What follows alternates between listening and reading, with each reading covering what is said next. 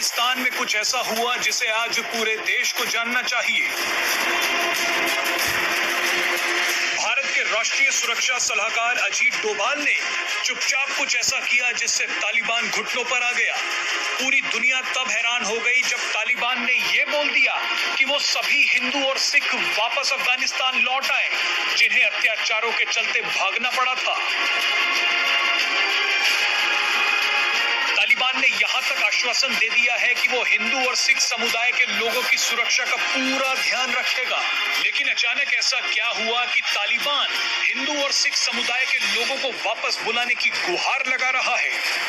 दरअसल प्रधानमंत्री नरेंद्र मोदी, विदेश मंत्री एस जयशंकर और एनएसए अजीत डोभाल ने मिलकर एक ऐसी रणनीति बनाई जिसने अफगानिस्तान में पूरा खेल ही पलट कर रख दिया।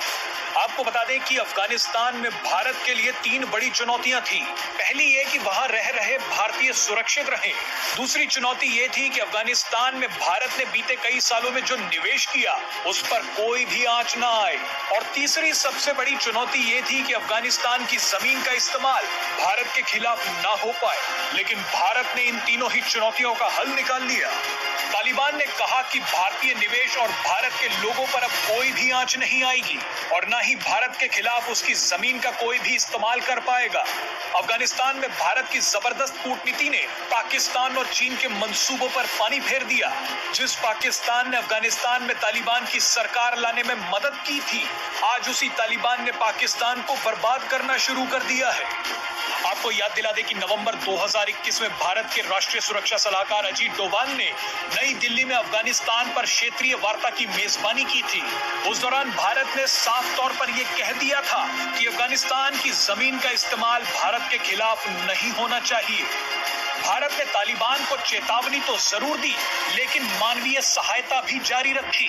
आपको याद होगा कि जिस समय दुनिया कोरोना महामारी से जूझ रही थी, तब भारत ने अपनी जबरदस्त कूटनीति का परिचय दिया था। भारत ने भुखमरी से जूझ रहे अफगानिस्तान को हजारों टन गेहूं और जरूरी दवाइयां मुहैया करवाई थी।